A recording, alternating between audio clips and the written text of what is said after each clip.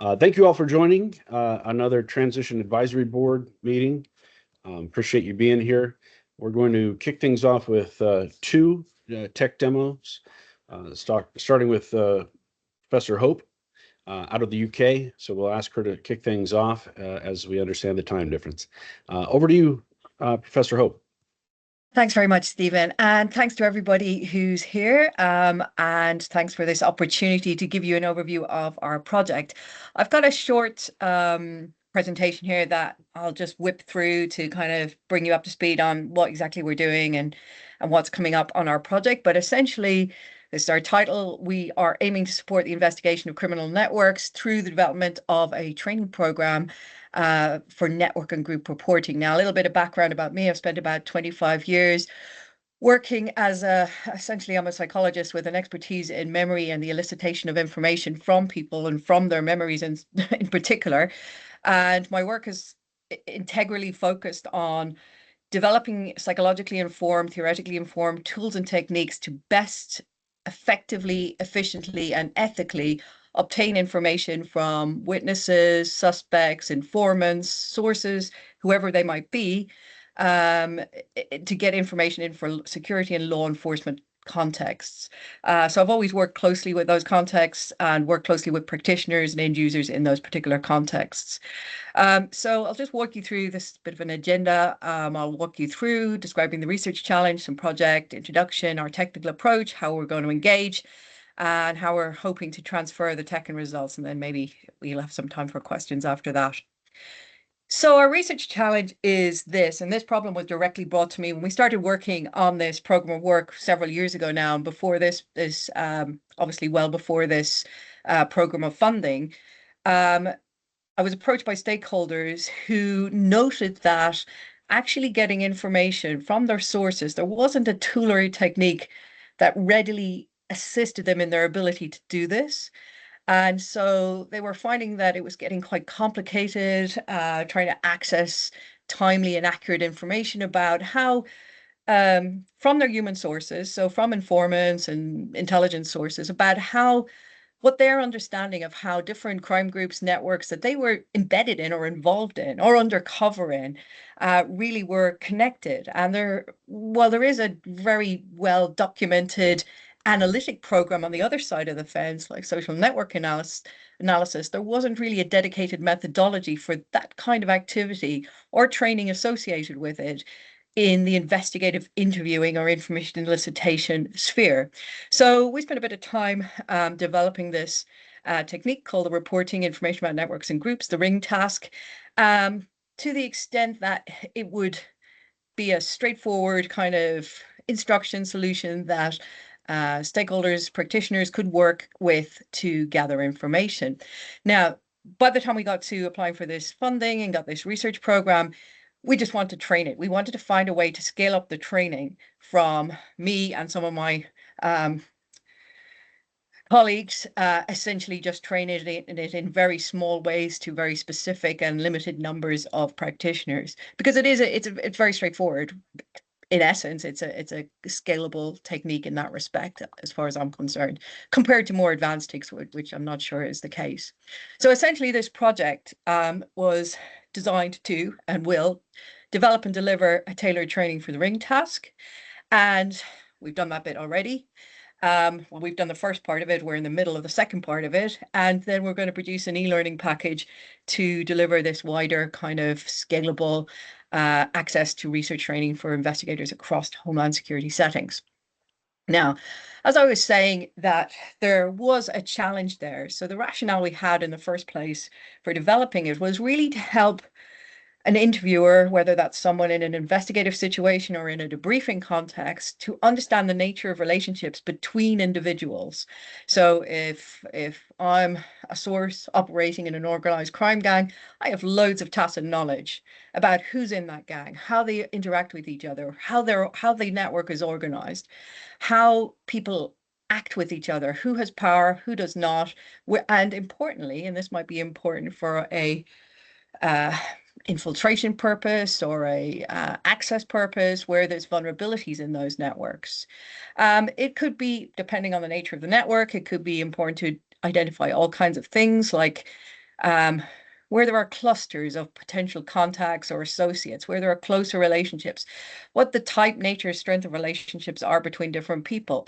Are there family links? Are there geographical links? In some instances, you might be interested in tribal links or some kind of ethnicity or different kinds of links and groups. Are there any duty or obligation roles? How have those come about? What do they involve? What do they entail? What are the power structures of a network and group? So we designed this task to give investigators a tool or an approach to start to begin to access this kind of information in their interactions with a source who's cooperative and wants to give information and is there to give information. So it's a way of maximizing that kind of information. So ultimately, stepping back into my kind of area of research, what do you need to do that? You need to maximize and facilitate access to the memories people have for that kind of information. Okay, so you need to find a way to prompt them to remember that. Okay, that's it purely described as a memory or cognitive type of task. And there's a couple of ways you can do that. One way is by rather than getting people to talk through it and it becomes very complicated, you can get them to just do a visual representation, an informative diagram of what that network looks like. And again, this is totally common at the analysis end of looking at some of this kind of work, but has never been or at least I'm sure people came up with it somewhat spontaneously, but there's never been a dedicated methodology around it in the extracting of the information. So you can visually represent this to identify structure, constituent members of groups or networks, identify the strength, identify the clusters. And you can, at the same time, while people are providing that information in that way, and we discovered this as we were trialing different versions of it and different approaches to providing instructions, you can overlay a verbal protocol. And a verbal protocol, I'm sure, as you're aware, is simply getting people to talk through what they're thinking about, what's going through their head, what ideas and information is coming to mind while they're preparing this visual representation.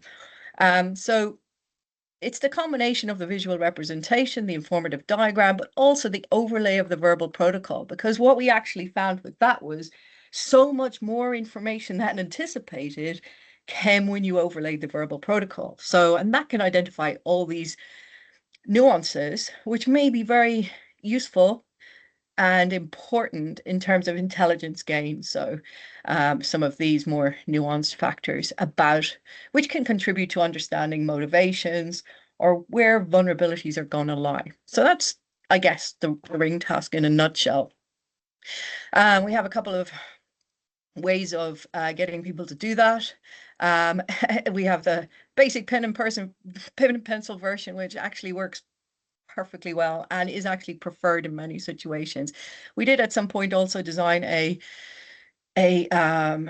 app-based version of it. It worked okay. It produced nice diagrams, but investigators found it a little clunky to use, which maybe says something about our ability to design that piece of kit. So I haven't completely ruled it out, but for the moment, we're focusing heavily more on the just kind of very basic version because that's what investigators are at this moment are keen to work with, certainly the stakeholders we engage with. So essentially, what does the ring do? Well, it capitalizes on memory theory that's relevant in terms of queuing the information. So it has got a theoretically informed background, facilitates recall of individuals who associate with a particular network. And I'm not going to give you the memory lecture on why that works, but basically our memories are an associative networking. So if we can open access to even a couple of positions within a particular network, we can use that to access and queue and prompt the recall of additional individuals. So it's much more effective than getting people to list who they know or describe who they know. Actually allowing them to queue themselves in this way is much more effective.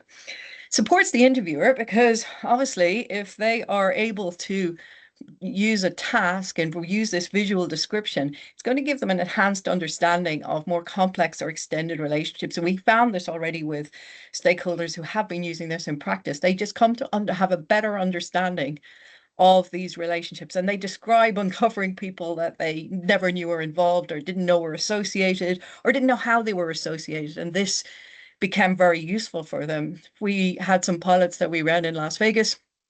There was quite a lot of in and out traction there between um, gang members and people with access to OCGs.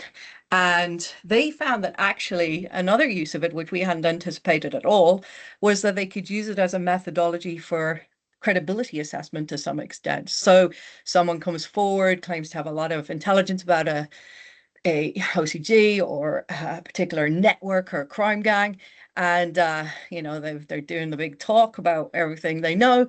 You get them to say how these people are linked, describe the network, and you find out pretty quickly that maybe they're just wasting your time and trying to find out other information or trying to get access and leverage for other reasons. So the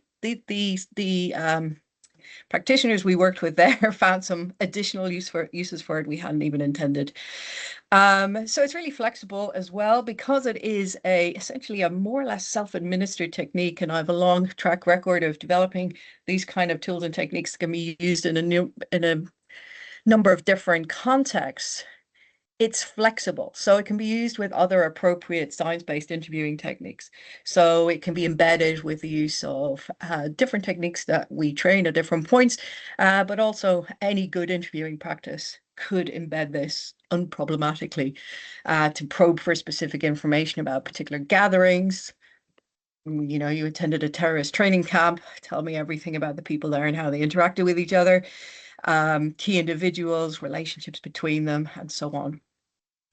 And like I said, it was developed in direct response to specific challenges that were described to us in relation to this particular context. So that's a very high-speed version of the background. So what we're trying to do here then is get it up and running, get it out to people who can actually use it effectively. And so we want to just have the systematic development of that tool. And that's through, we want a directed self-guided training to facilitate use of it. And, get on with whoever needs to use this for their kind of taskings in security and law enforcement. So what we are doing right now is we've developed bespoke trainings for a number of different contexts. Organized crime investigations, counterterrorism investigations, cold case investigations, DA's office investigations, some vetting interview work. As the project has got underway, we've also identified some other interesting contexts in which it could be used.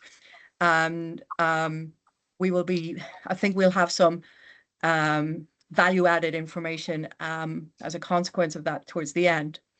So we've developed the training program that's already done. We took in plenty of input from different stakeholders on that.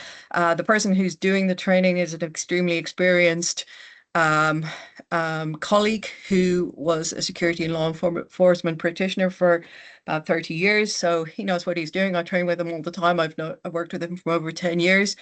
And we've developed that together. So I'm satisfied it has the necessary scientific input as well as the applied relevance for the audiences we're taking it out to. We will be delivering that over the next month or so. He has a very busy March, and that's to get feedback. Now, so for each of these trainings, we will be collecting that means of online evaluations, feedback about the tool itself, based on the experience of the training, but also feedback about evaluations of the training itself, what they enjoyed about it, what they didn't like about it, what they would want more of, what they would like to see in an e-learning version of it, any kind of feedback we can pick up. And after the training, about 6 weeks after or so, we'll go back and check in with some of those cohorts to find out, did they come across anything in practice that, posed any issues for them or was exciting for them or went well for them, all that kind of feedback. And then in the final phase, which we'll be conducting towards, we've started work on just to build the background and the platform, we will have an e-learning package that we will hopefully be able to trial fairly soon. So that's what our project looks like.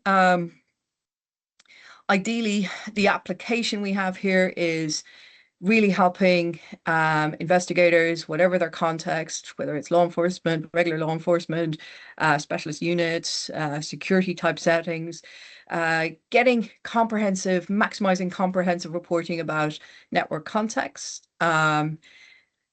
They will be also potentially in some settings be able to use it to do some source credibility work.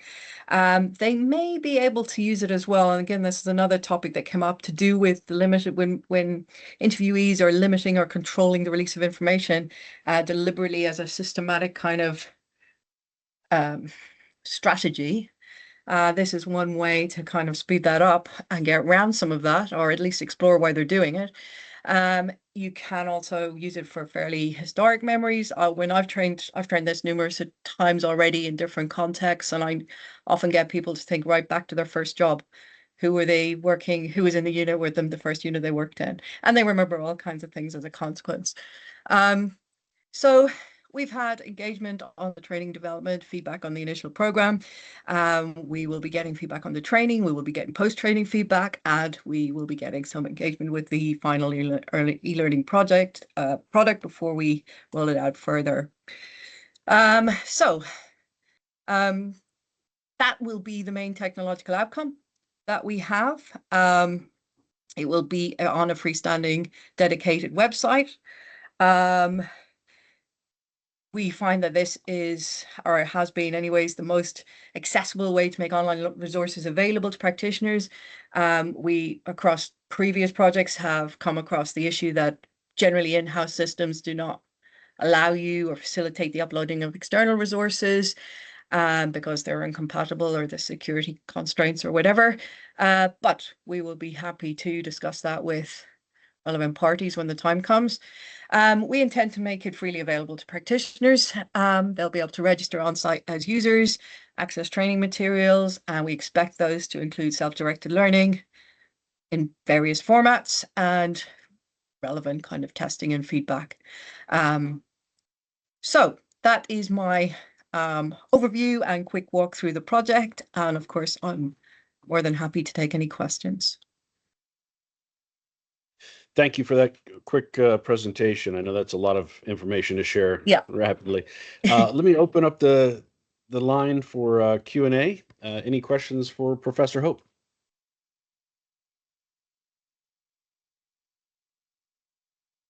And I understand you'll be delivering a training down in Richmond with Virginia State Police at the end of March. Yes, that's correct. Looking forward to that as well. But that was my question. So excellent. Yes, that will be great. We have it in the diary for the 26th. So yeah, and I think we'll be liaising there with a team mostly concerned with human trafficking issues. And that's a really interesting, that's again an interesting, very interesting group to try to work with because there's other issues to consider in that kind of context as well. I do a lot of work as well on cultural factors in reporting and gaining of information. So I think that will be an extra discussion to maybe have in that context. So yeah. Yeah, so we do work fairly extensively in those areas with Virginia State Police, and so and some of those working groups. So I think once, assuming that session is successful, be interested in follow-ups and how we might extend it to other relevant user groups. So, wonderful. Okay, great. Thank you. All right. Yeah, I asked Stephen if I could get a copy of the slides. I hope that's okay. Of course. Yes, of course. I'll be more than happy to circulate them. Thank you so much. And if you have any questions, by the way, if you have any questions subsequently to that, just feel free to drop me an email. I can send you other material we've written up. So in case it's of any interest. So yeah, of course. No problem. Thanks so much. Absolutely. You're welcome. And as always, I'll make sure I get slides out from this presentation, a link to the recording for folks that couldn't join us today or that want to listen back to Professor Hope's presentation. All of that will be made available after we talk today. Thank you, Professor Hope. Appreciate it. You're more than welcome. It's lucky I'm not there in person. I'm full of flu and germs, so I hope that wasn't too horrible to listen to. Not at all. Hope you're feeling better. It's going around. No problem at all. It's been really nice to speak to everybody. Like I said, please feel free to reach out if you have any questions or you'd like to see some more materials. I'd be delighted to share them. Thanks very much for your attention today. Thanks, Stephen. Thank you. Bye. Appreciate Bye-bye. it. Bye now. Dr. Domeniconi, over to you, and thanks for joining us today. Really appreciate your time. Sure. Let me share my slides. Nope.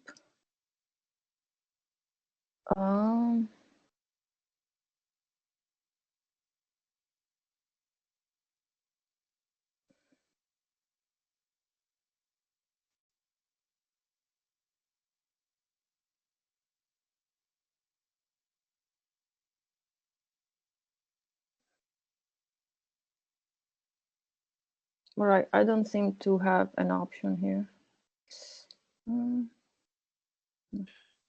Should be top, let me see here, top right where it Okay. says share. Yep, there you go. And we're seeing your screen. Go ahead.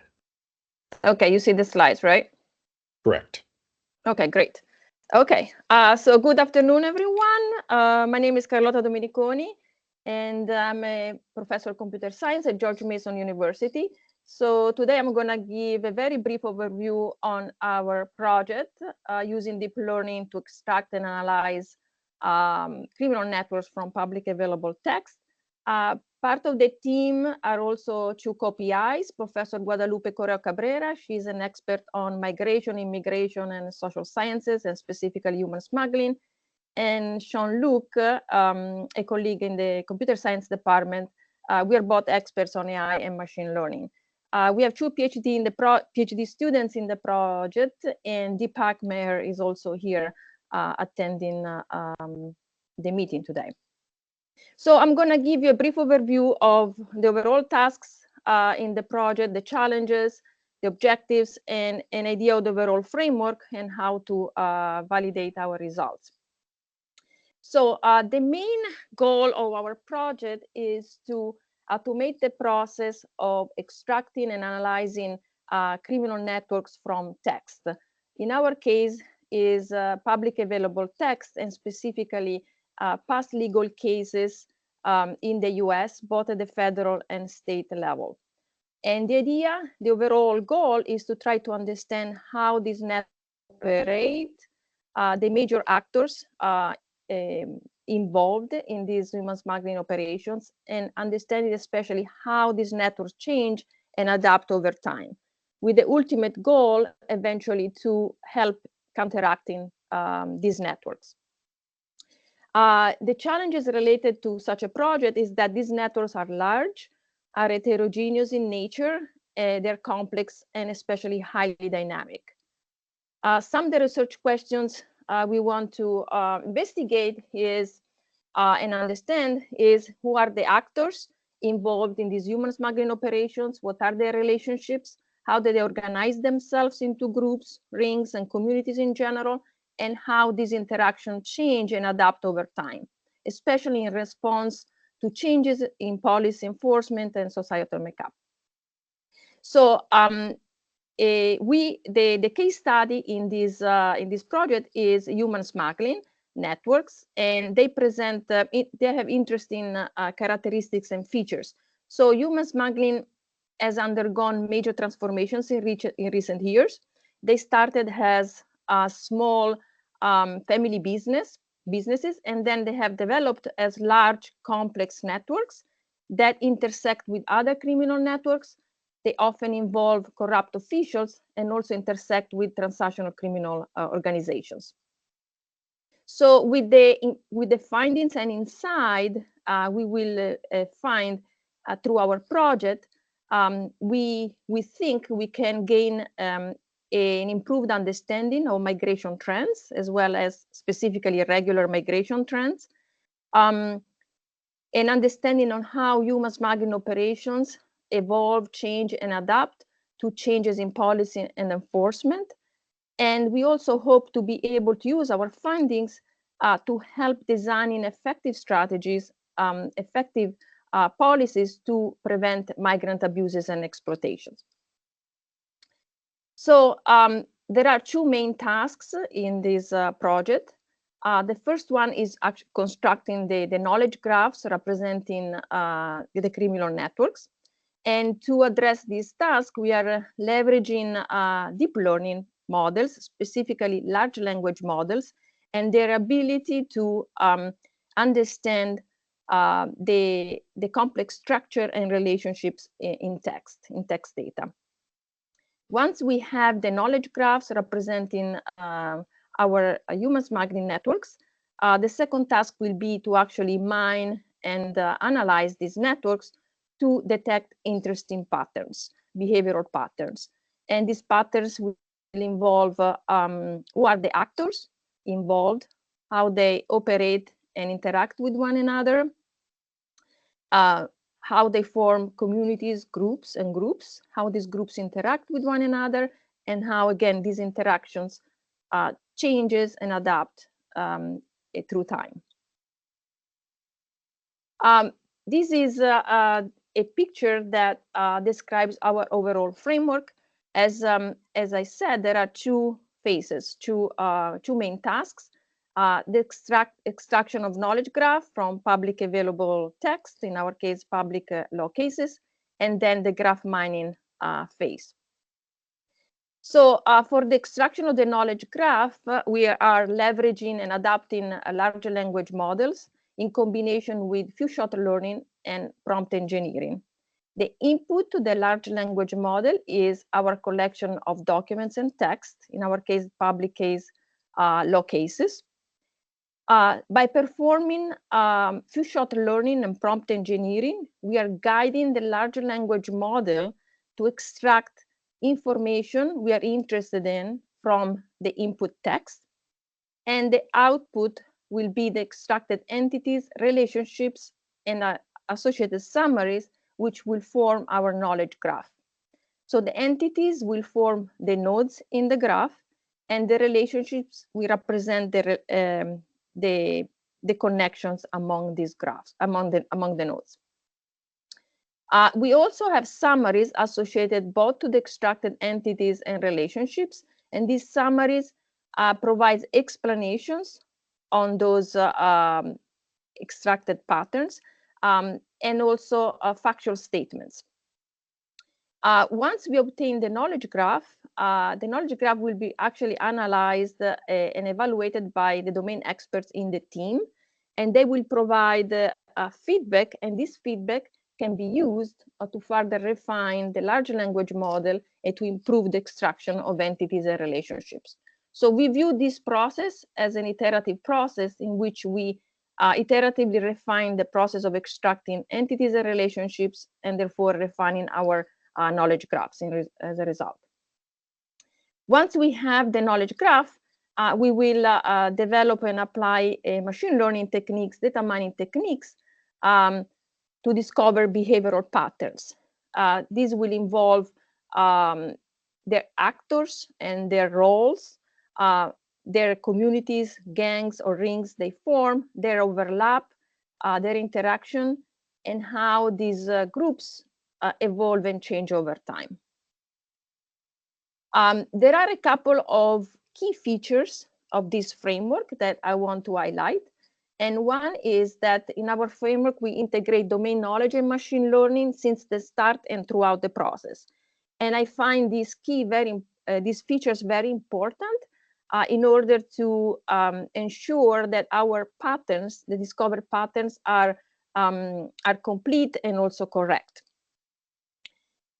Through the discovery of entities related to time, we will be able to construct and analyze dynamic networks, so to capture the changes over time of these networks. And finally, associated to our entities and relationships, we also have summaries, which represent descriptions, as well as they include the factual statements. And so the system gives transparency and explainability for the findings, for the discovered patterns. And the user can always trace back trace the patterns back to the original text source. So how do we evaluate our findings? Again, as I mentioned, to evaluate and validate the knowledge graphs we discover, we will interact closely with the domain experts, which they provide feedback on potential inconsistencies or lack of information, and it will enable us to iteratively improve the graph. To facilitate the process of investigating the validity of the graph, we can also define and design sample queries that can be run against the graph. And based on the graph responses, we can further refine the graph itself.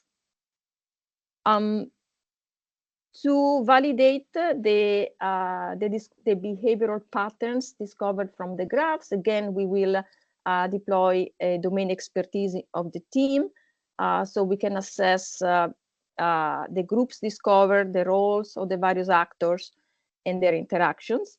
To validate role prediction and event prediction, we can also perform cross-validation or an hold-out method, where we use historical past events to train our system and then use future events which we have not used during training to perform testing.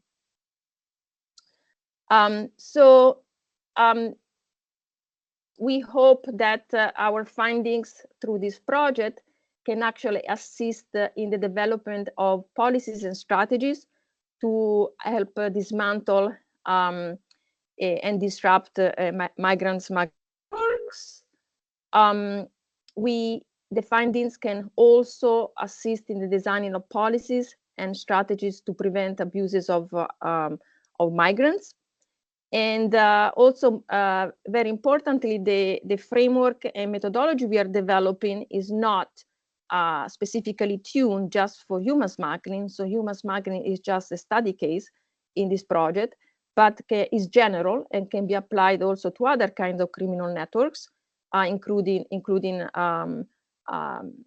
human trafficking and drug trafficking and other kinds of trafficking networks. So that's it for my short overview. Happy to take questions. Thank you for that high-level overview as well, Dr. Domeniconi. Any questions? Hi, Dr. Domeniconi. Thanks for that presentation. I was just curious on your knowledge graphs. Are you building the knowledge graphs yourself, or are you using an external company to use that? Okay, so we right now we are leveraging GraphRag as framework, but we are using an open source large language model. So everything is run locally on our server. Okay, so we are actually so we are using a large language model, and we are leveraging the deep understanding that a large language model has in order to extract entities and relationships. But we are also actually refining the process, because if you use a pre-trained large language model as it is, you are not getting any useful information for your specific domain. You really need to tune and do prompt engineering and few-shot learning. You need to provide examples of what you're looking for, and also description of the kind of information you're looking for. So we are really tuning the large language model on our own. We're also encountering a number of limitations due to the fact that our log cases are fairly long. And so there are a lot of technical issues related also to size limitations of this large language model. So a large language model processes text in chunks. So it constructs subgraphs, and knowledge graphs in isolations that combines them. And this can lead to loss of information. It can lead to duplicates and also loss of potentially useful relationships. So we are working on these technicalities to actually improve the process of extracting entities and relationships, to make sure that we actually capture all the useful information contained in these law cases. that makes sense. Okay. It does. I was more curious about the specific knowledge model you're using. I work for a company that uses knowledge graphs. We use Neo4j as our base.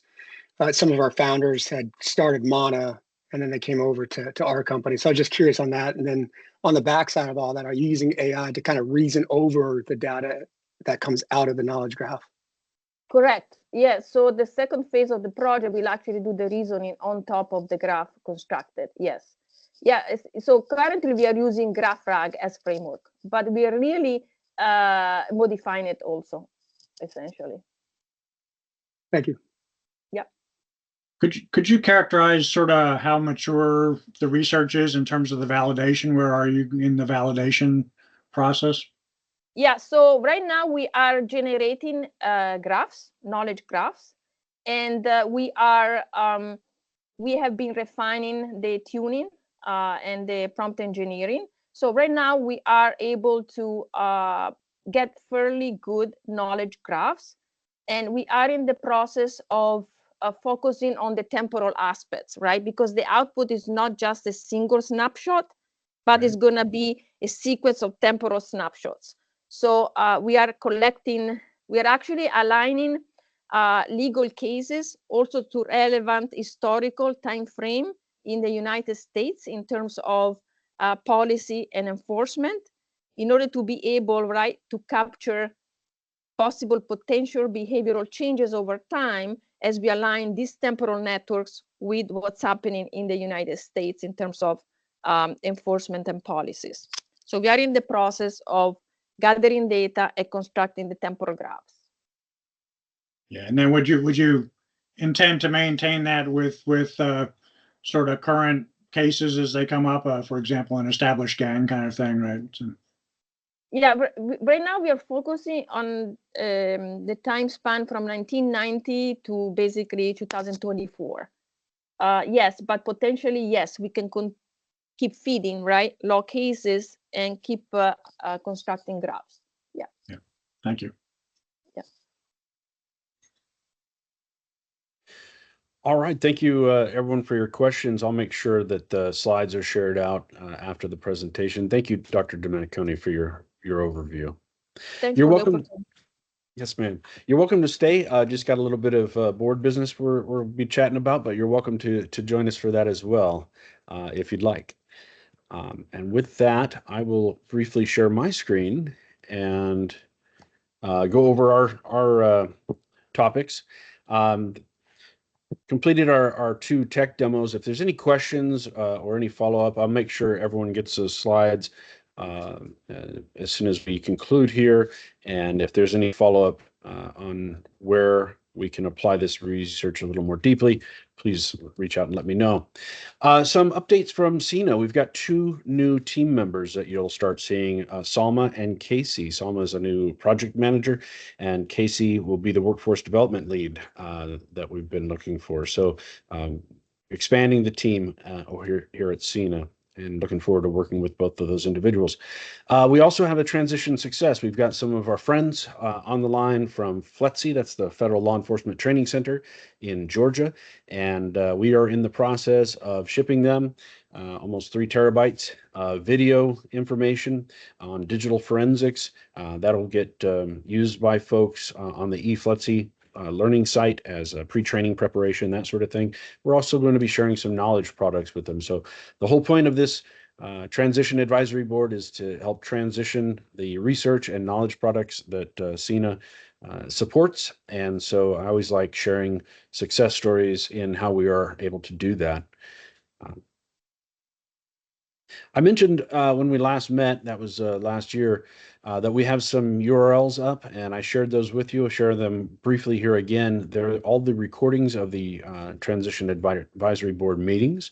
They're stored on the website, not public facing. Here's the URL. I'll make sure I get this out to everyone. I also shared that The research portfolio, everybody I know on our board has this one bookmarked because it is the link to all the one-page PDFs and the additional information for the CINA research portfolio. And hopefully you all are sharing those early and often with all of your colleagues who might be interested. Lastly, we record these presentations so that we can post them, and here's the URL for the recorded presentations. The reason that might be important to you is if you share a one-page PDF giving some information on a research topic and someone would like to learn a little bit more, we've recorded the presentations like we did here today with these 2 tech demos, and they are available to you as well.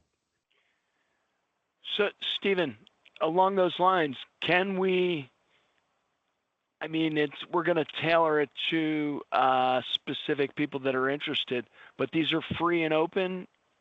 Like, I don't have to keep coming back to you and say, can I disclose to this person or that person? That's always my question to you. Yes, sir. Free and open, no QE, no class. You're welcome to share it. They are available public facing, and so all the electrons you want. Hey, thanks. That's why, thank you, because I always bother you just before I do something, just to make sure that everything is, but if I have that blanket, go forth and conquer, that really helps. Yes, sir. Appreciate it. I appreciate the thoughtfulness, but you're welcome to share any of these one-pagers. And that website that I showed, this one here, the research portfolio URL, I'll point out, it's hard to see on this eye chart here, eye test. On the left is a hyperlink under title, and that takes you to another URL, which is the information about the project. But most importantly, I think you'll find on the right-hand side under project summary, it says summary download. That link will get you a PDF. And that's useful because you can email that around to your friends and colleagues and share that one-page PDF that gives a very simple overview of a project.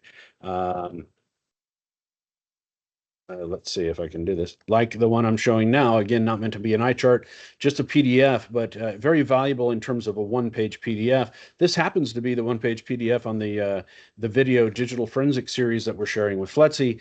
And as you'll see at the bottom, there's titles of those videos, quite a bit of information on digital forensics, encoding, encryption, forensics, all of the titles that you see before you. And so you can email or share these PDFs with your friends and colleagues. And if they want more information, that's that second URL I showed you, that where some of these have been recorded. Not 100% of our portfolio has a recording associated with the one-page PDF, but many do.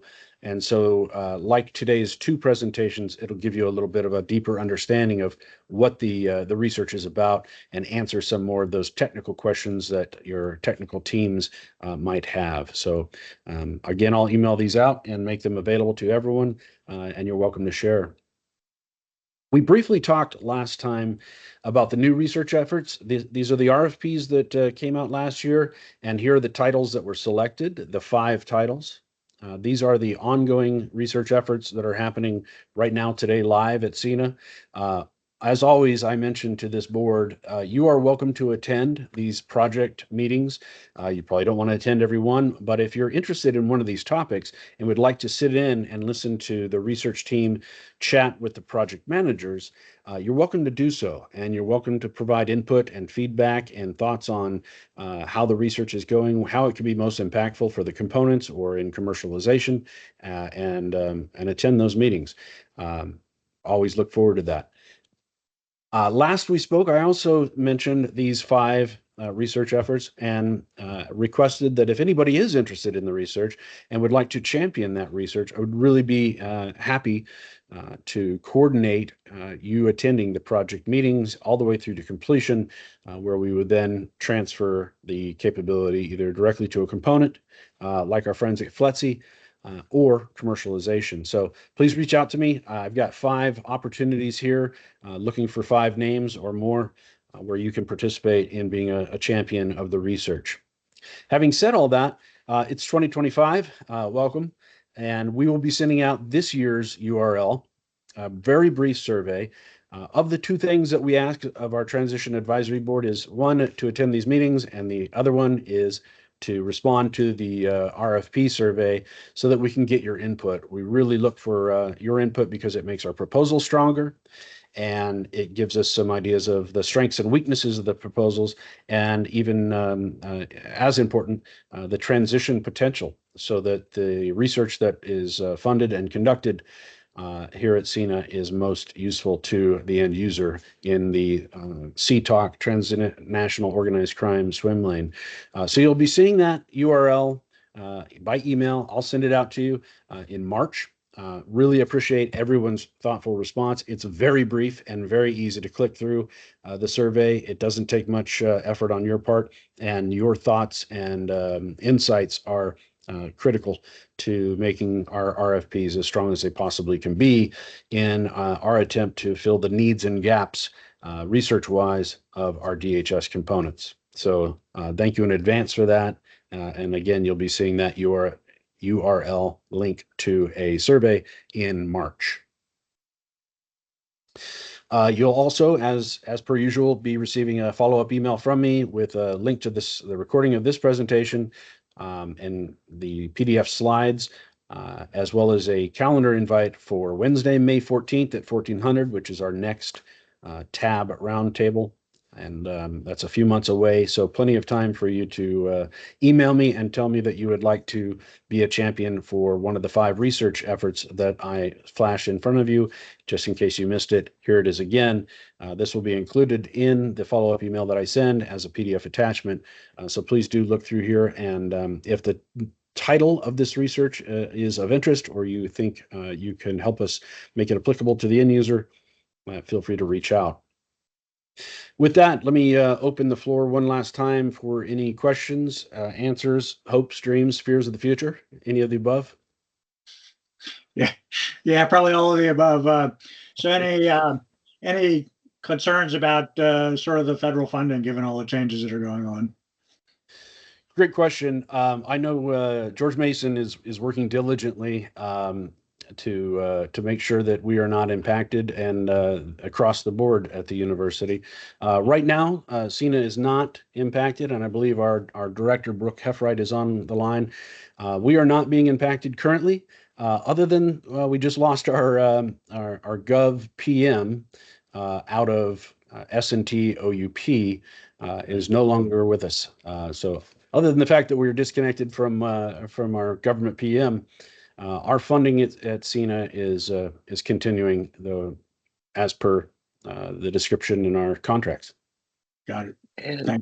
And I'll just say a word, just as a refresher. CINA is a cooperative agreement with DHS. It's not a contract.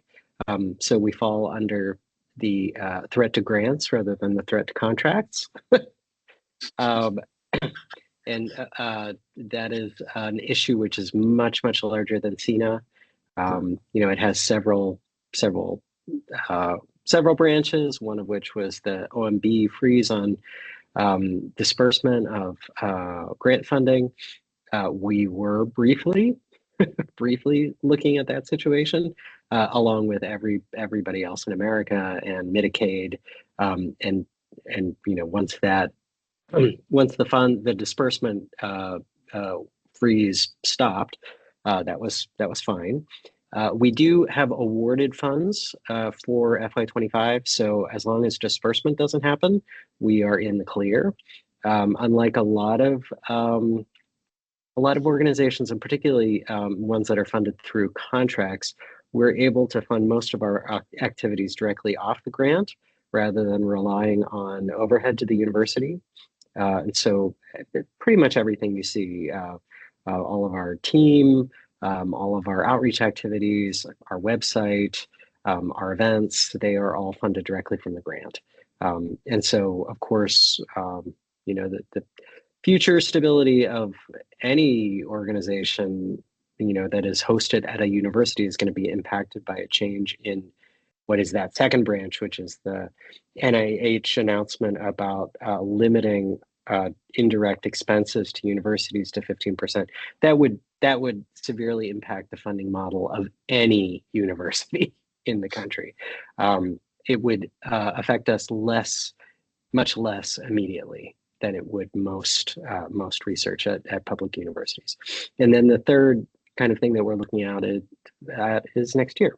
So CINA is a 10-year cooperative agreement between George Mason University and DHS. That means, we've had a very stable, very productive, long-term relationship with DHS, just as foreseen by the statute that set up the Centers of Excellence back in 2003 when DHS was stood up. However, we are funded from year to year by the federal budget. So we're under the CR, just like everybody else, and we're waiting to see what the administration is going to propose in terms of funding for DHS and how Congress will dispose of that. So good news is that pretty much out of our hands, and we're in very good company. Yeah, everybody, of course, is dealing with that. It's helpful. Yeah. I appreciate the detailed explanation because it's helpful to understand kind of how those flow downs are trickling through the system. Yeah. So thank you for that. Well, you're welcome, and we want our friends on the tab to understand exactly kind of where we are and be very transparent, and also to share the news. We'd love for as many people to know as possible how these ructions in federal funding are having concrete effects on the institutions you work with and the particular programs that are funded through them. Thanks. Thank you. And that's a good segue into my last point, which is, as Brooke just mentioned, these centers are stood up on a 10-year cycle. We're in year 8, which means a couple of things that I wanted to chat about with the board. Number one, we've got a very mature research portfolio. It's filled with research that is completed and standing by to be deployed. And what we need to do now is find places to deploy it throughout the components or to commercialize or license the research. So very mature portfolio. It also means that if everything goes well and, the creek don't rise, as my grandpa would say, we've got 2 years left. Ideally, we want CINA to be sustainable beyond that 10-year mark. And I'm working diligently, just like the rest of the team, to see that to fruition. However, technically, we have 2 years left in the center's life cycle. And that means for the next 2 years, this is the last leg of our journey to run and make the most impact we possibly can with the research portfolio that we have, the knowledge products, and so on. And so really appreciate everyone's support on the advisory board in trying to find homes for this research and making use of the research that CINA has funded. And thank you. If there's any questions, please feel free to let me know. Otherwise, you'll hear from me with a follow-up email, as always, as well as a calendar invite for that Wednesday, May 14, next meeting of the advisory board. Hope you all have a great day. Thank you for your time.